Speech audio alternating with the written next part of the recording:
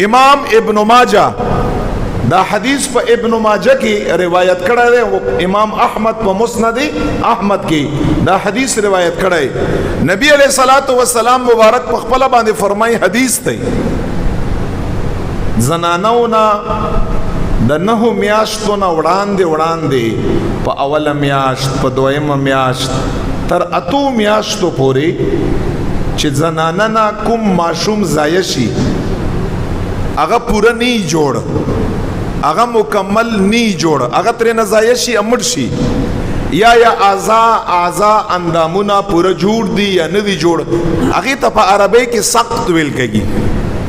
سقط لفظ په حدیث کې هغه د پاره راغلی.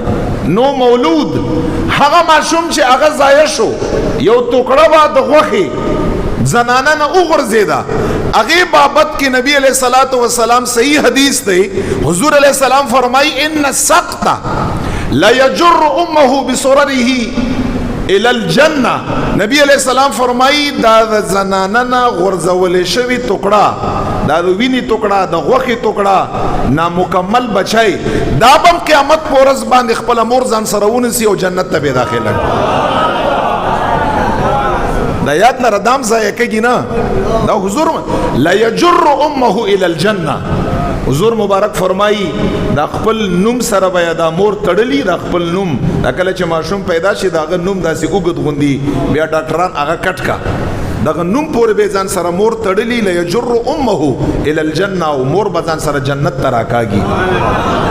شفاعت خو بدام کوي، خدا یاد لره محبین و عاشقانو د حضور مبارک امتیانو دا یاد لري شفاعت خو بدا ټول کا انبیاء اولیاء صحابه کرام عام و خاص چاته چې الله جل جلاله حکم وکا تر دې پورې چې دا غرزول شوی ټوکړه دا به شفاعت کا خپل مور بزن سره.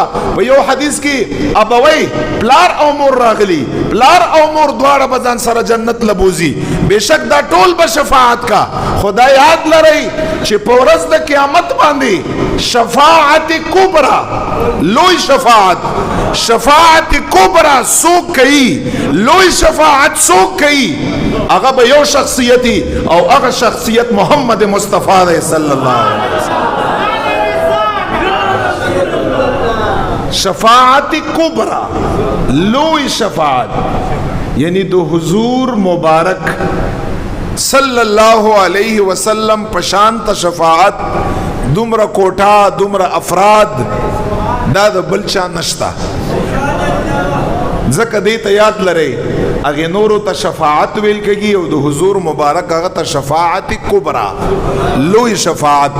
دا خصوصیت دی د چا شفاعت کبرا د حضرت رسول الله صلی الله علیه و آله وسلم.